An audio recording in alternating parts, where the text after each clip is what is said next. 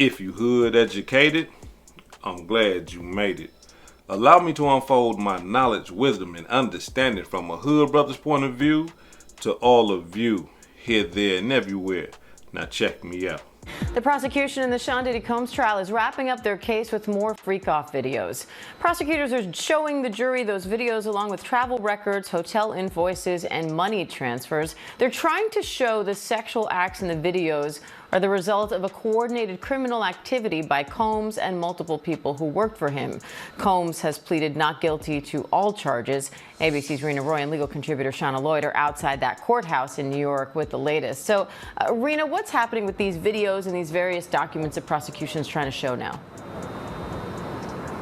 Yeah, well, Diane, I can tell you that the jury seems a bit tired. They seem a bit tuned out today. As you pointed out, they are seeing this mountain of evidence from this Homeland Security agent who is back on the stand today. So far, they have seen hotel and travel records. They've seen money transfers. They are now seeing text messages as well between Combs and his ex-girlfriend, known as Jane, as well as his former chief of staff, Christina Quorum, whose name has come up, as we know at this point, multiple times in this trial. Now, as you said, they have also really been focused on showing the jury today videos of those drug-fueled sex performances. At one point, they watched more than 40 minutes of that footage, and they seemed checked out during that as well, pretty serious and pretty stoic.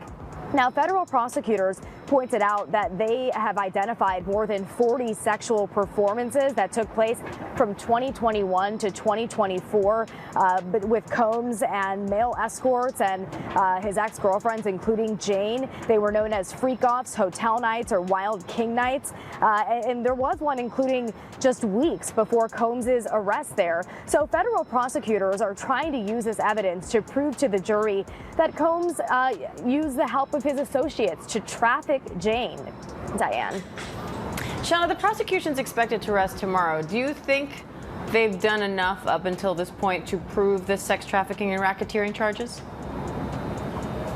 Diane, I don't think they've done enough to prove it without a reasonable doubt. I think that there are a number of areas within the RICO charge showing that conspiracy with the others. I think also the idea that the willingness on the part of Jane is also within question. So there are definitely some elements that leave room for reasonable doubt. Shauna, the defense says it won't call any witnesses. Do you think that means that they see the government case as weak, or that they're not confident in the witnesses they were planning to call? Well, remember, Diane, that it is the federal prosecution's burden. They must prove their case beyond a reasonable doubt. So you, as a defense member, when you feel as though they have not done that, you are better off allowing very minimal witnesses and culling back your witness list to ensure that you don't add anything to the case that you don't want there. So I think that they feel as though there's enough room for reasonable doubt. Therefore, there's no need to put on a significant amount of witnesses. Rena, what are you watching for next? Well, Diane, the prosecution is expected to rest as early as tomorrow, as soon as this Homeland Security agent is off the stand. From there, because as we know, the defense is not calling any witnesses, but they will be admitting some evidence into the record. We don't know exactly how long that will take, but we are expecting closing arguments to potentially begin as early as Thursday. From there, the jury will get instructions and start deliberations, Diane. All right, Rena Roy, Shauna Lloyd, thank you both. Now, before I get into this demonstration about P. Diddy, allow me to address something real quick. My last video that I dropped, I talked about R. Kelly. And I'm talking about, you got people all in the comment section. I'm talking about blowing my mind. I hope the people that I'm about to talk about, I hope y'all ain't hood educated residents. Please. I hope y'all are just the guests, because we about to kick y'all ass out the hood. I just got to keep it 100. We got people all in the comment section trying to make excuses for R. Kelly. We got people defending R. Kelly and stuff like that. I mean, to each his own, which is cool. But see, in the hood, we don't play that. No, in the hood, no, not in this hood. No, we don't play that right there. Now, here it is. We got people talking about some, hey, hood, you know, they trying to take R. Kelly royalties, and they trying to take his catalog and his music and all this old type of stuff. Do y'all understand that R. Kelly was always signed to a record label? And anybody that know anything about the music industry, once you sign a contract in a record label, look, they own all this. They own your likeness. They own your music. You can't do nothing without their okay. You understand? Anybody that know about the music industry understand that. So all that they want his music catalog and all that, they got his music catalog. They've been had it. He ain't making no royalties. He ain't making no money off that old music. Why? Because they got his publication. That's why all these rappers right now be trying to fight to get their publication. Or they publishing. All these rappers and singers, I just want my publishing. I want my publishing. Because once they get their publishing, then they get the rights back to their music and they can control their music. But when they ain't got their publishing, it's over. The record label owns that. So R. Kelly don't own his music. The record label owns his music. So that ain't why they want to kill him. They want to, hey Hood, they want to kill him because, you know, they want his record catalog. Please, man, come on, like. And let me say this right here. Do y'all understand, for those who are defending R. Kelly, do you understand that you are defending a child molester and a rapist? A convicted rapist? Yeah. You heard me. Look, let's see what R. Kelly was charged with. No, let's see what he was convicted of. Forget charged. R. Kelly has been convicted of multiple charges in 2 separate trials. Federal trials. New York trial 2021. Racketeering. He was found guilty of being the ringleader of a criminal enterprise that recruited women and underage girls for sex. Yeah, y'all defending that. Sex trafficking. He was convicted of violating the Mann Act, a sex trafficking law which involved transporting individuals across state lines for illegal sexual activities. Y'all defending that. In Chicago, trial 2022. Producing child pornography. Wait, stop. Because I might need to say that slow for some of y'all. Producing child pornography. Y'all got it? We got to understand something. If you watching child pornography, you producing child pornography, you a predator. You looking at that type of stuff because these are the stuff that you do or that you want to do. It ain't no different from when adults look at pornography. You know, you look at pornography, next thing you know, you want to go have sex with your woman. Women, y'all look at pornography, next thing you know, you want to go have sex with your man. Predators, they looking at the kids. They want to go ahead. He was found guilty on multiple counts of creating child sexual abuse images. Y'all defending that. Enticing a minor. He was convicted of enticing minors to engage in sexual activity. Y'all defending that?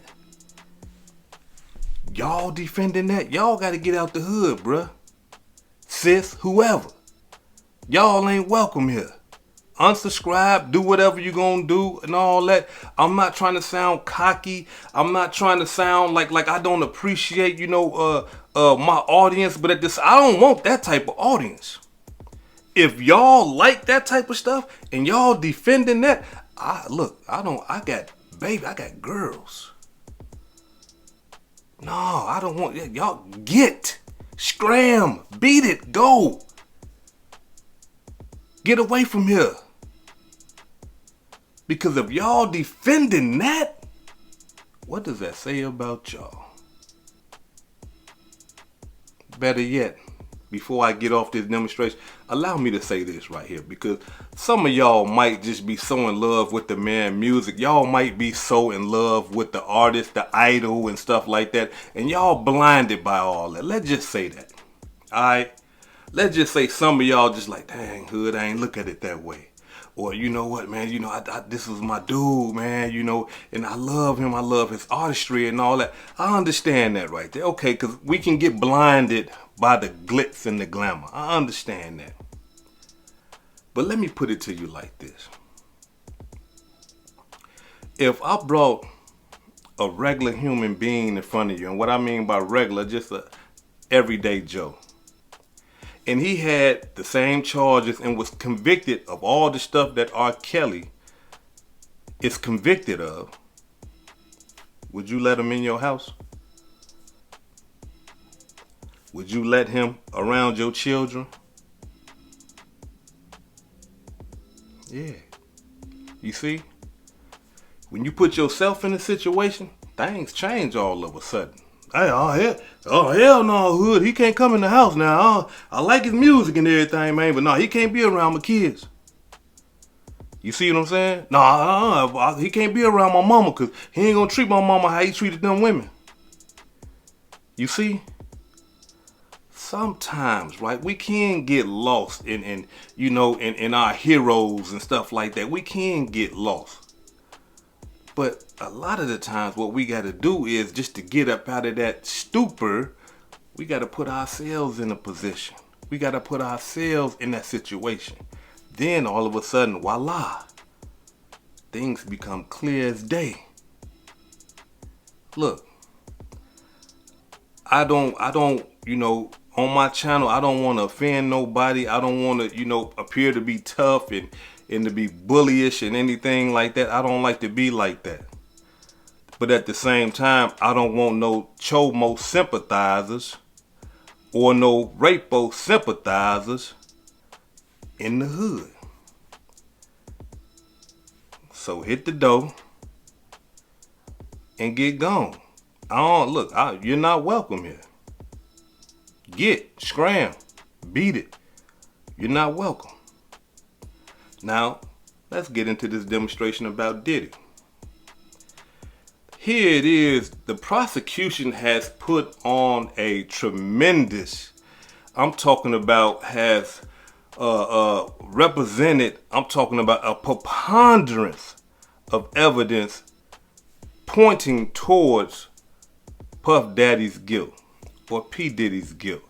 They had multiple women get on the stand. They had male prostitutes get on the stand and testify as to the guilt of Diddy.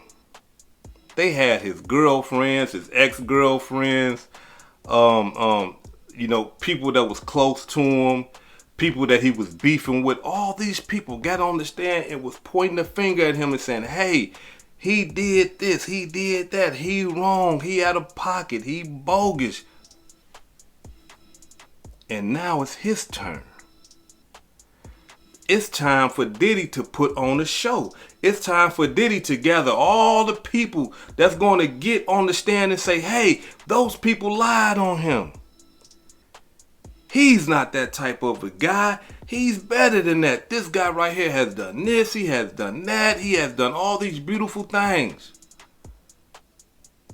But lo and behold, Diddy ain't got nobody to call.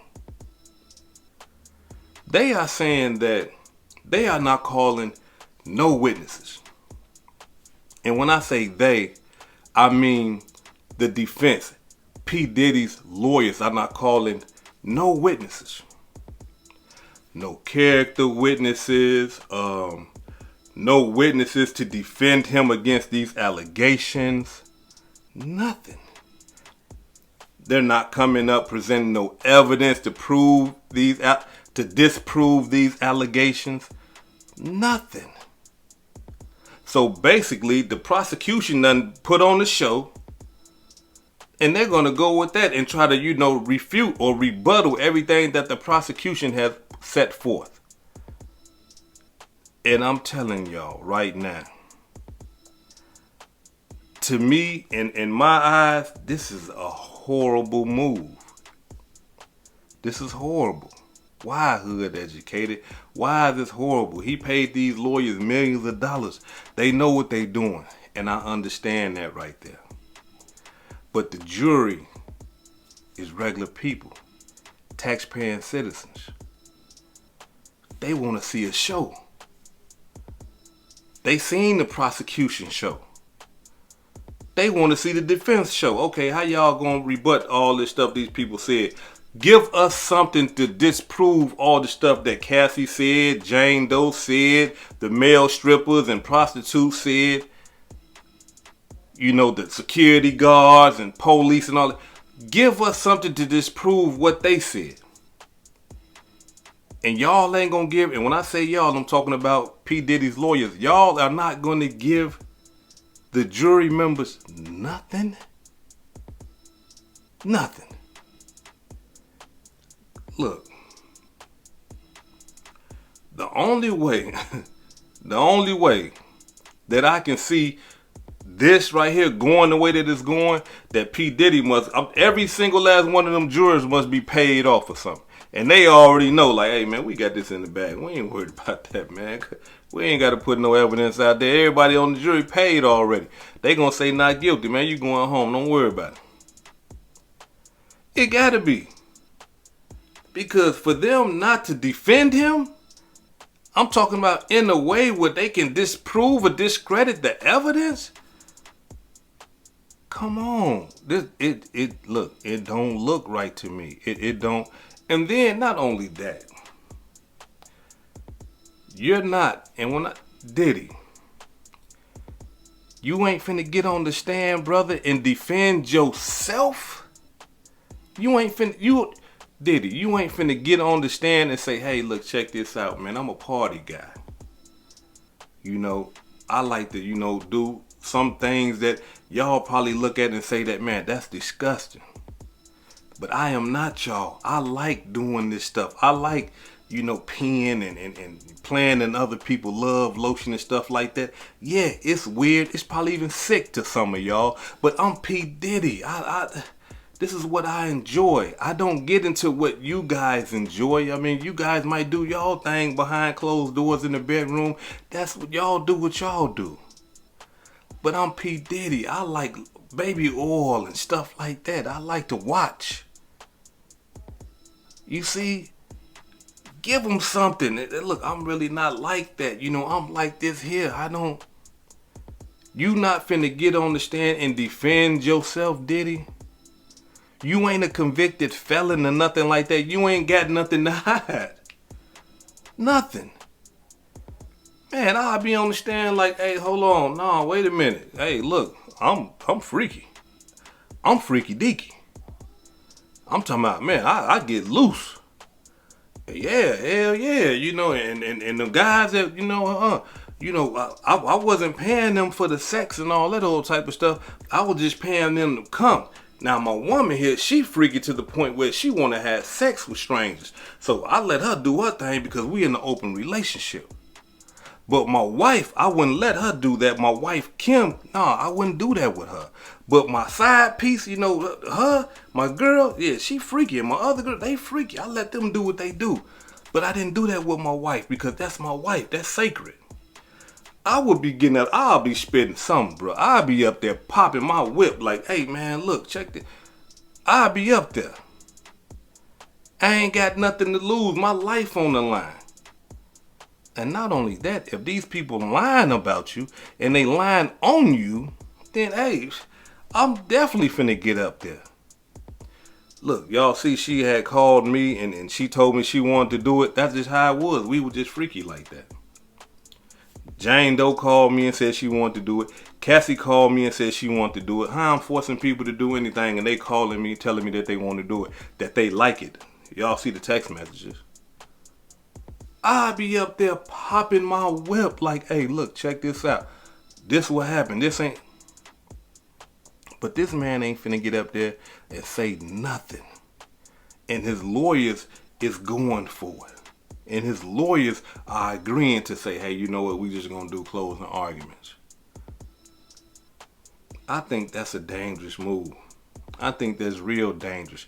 And the reason why I say that, because from all the evidence that the prosecution has presented, the sex trafficking thing, it looks like a slam dunk. You got people coming across state lines who came and testified that, yeah, you know, I took a plane to get over here.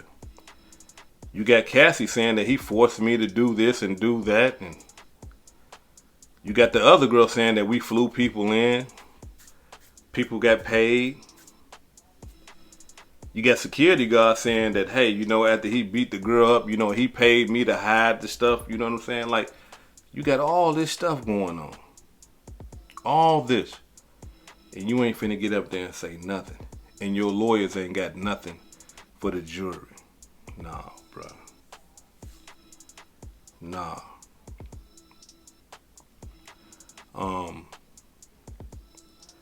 All I can say about this demonstration right here is this. P. Diddy, if he ain't do all this stuff that they talking about that he did, he still got to be a low down dirty dog. Because there is nobody, no rappers, no singers, all the big time record label execs and stuff like that, there's nobody coming forward to defend this man's honor. Nobody. No, and that's telling, right? If you a good person and if you made some mistakes, you still gonna have people come and defend you and say, hey man, you know what, he did something wrong, but you know, he's still a good guy, you know what I mean? Like, he paid for me to go to college and took care of my wife when I was in the joint, man, took care of my family, man, made sure I had things while I was locked up. He built a community center over here for the kids at youth risk, you know what I'm saying? He took all the juvenile delinquent kids and showed them a different way, bought a studio for them so they can do their music and stuff like. You know, if you doing good things, you should have people that can come in there and testify to your goodness. But he ain't even got people wanting to do that. All the people on his record label, I'm talking about like, he done dogged all of them, so ain't none of them coming to his defense. Other women that he had in his life that he didn't do all that crazy stuff to, he should have called them. They should be up there like, I don't know that part of him. I mean, what I know is a loving, kind man, this, that, and the other. Where's Young Miami at? Young Miami, where you at? You ain't go and defend your man?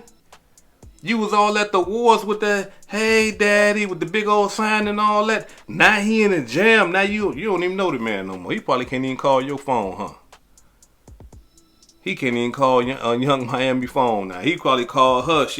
Do you got some money? Nah, you ain't got no more money. You locked up. But see, these are the things that happen when you a demon. When you a monster. When you create all this bad karma. And you dog all the people that trusted you. This is the result of that type of stuff. This man right here can't call nobody. And it just shows that all the people that was in his face and that was around him when he was free is because of what he had. Money. Now that he's locked up and he can't spend that money the way that he want to, he can't control that money the way that he want to, they turning their back on him. Because one thing about being in prison, being in the county jail, being locked up, is that you lose a lot of power. Yeah, you lose a lot of power. The people that you had power over, they done got emboldened now. They sticking their chests out now. Man, who you talking to, bruh? Cause you in jail now, you know. But when you was out, they current. Hey man, hold on, wait, no. But you locked up. Hey, bro, watch your mouth, man. Don't be calling my crib talking like that, man. You see, the girls, hey, don't you? Everything changed when the conditions change. Listen to what I just said. Everything changed when the conditions change. People change when your conditions change. Relationships change when your conditions change. Period. This is just the law of nature. That's just how it go. And being that now that he's locked up, people are showing their true colors. They are telling him right now, look, I ain't never really liked you, dog. I ain't never really liked you.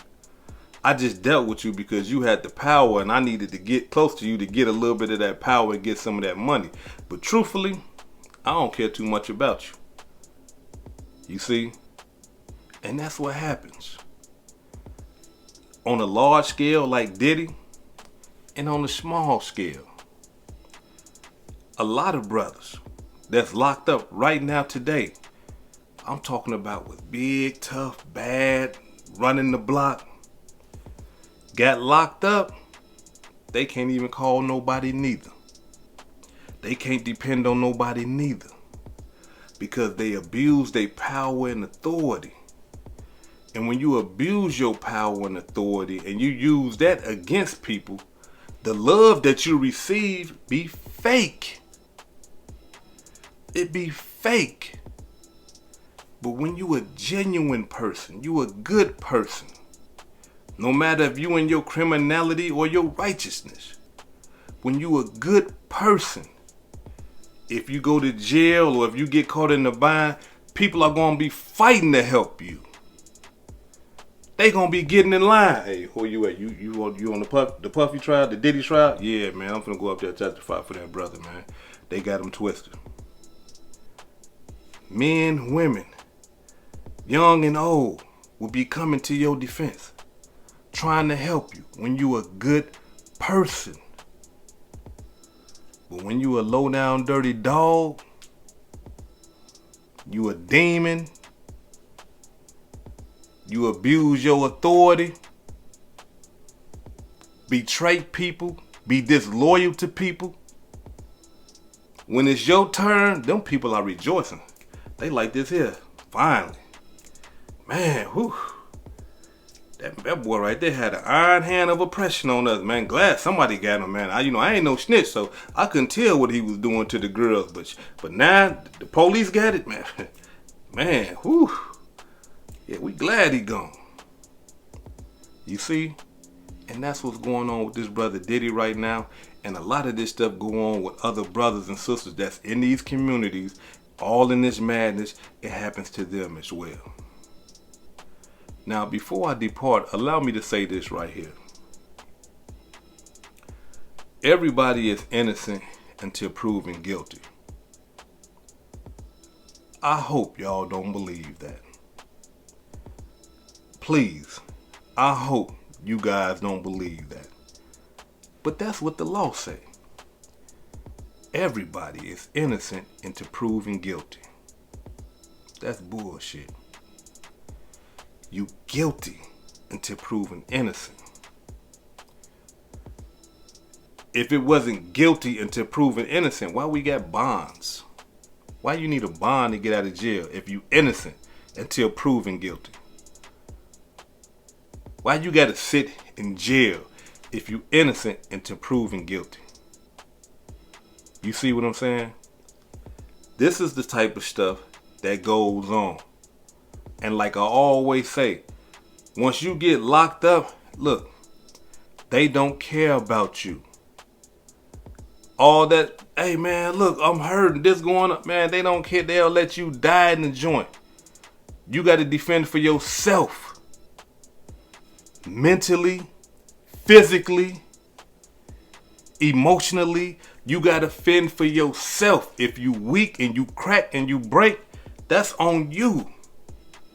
If you get stabbed up and all that type of stuff, they ain't gonna do nothing but come clean it up and get you out the way. Regular programming, nothing's gonna stop. You can get killed in there, and they're not gonna be like, oh man, look, we gotta have a religious service, man. You know, the boy got killed, we locking the joint down and all. No, they gonna clean up all that blood and everything like that, and regular programming, everybody come out, go to school, go do your job, go do that. The prison got to keep running. It don't stop because you get killed or you get hurt. It don't stop because you once had or because you got all this money. That's what people, and that's what he probably finding out right now. Like, damn, I'm a billionaire and I can't make nothing move in here. Nothing. He ain't the only billionaire that got locked up. Can't make nothing move. So you can imagine if you just a small time guy in the world, like you young brothers and sisters out here, when you get in that, ain't nothing moving. Talk to some of your people that been locked up before. They would tell you, man, when I got locked up, man, my girl left me. My side piece left me. My other side piece left me. My homeboy, I'm talking about who I was like this, man, started hitting my baby mama. I called the crib, now he picking up the phone, hanging up in my face. Got my son calling him daddy. He taking her out on trips and stuff like that. My family can't come to the house see my child no more because my child think that this dude is her daddy. All the brothers that was down with me, that I was willing to die for, kill for, steal for, rob for, I can't even call them no more. They getting tired of me calling. I can't ask them for a dime in Pakistan money. Every time I call ask for something, everybody broke. Family members acting funny. My mama, she got to pay her bills. She can't do nothing for me. My brother and them, they got their own lives. They got families and stuff like that. Listen, young men and women. When you go to prison, you are alone.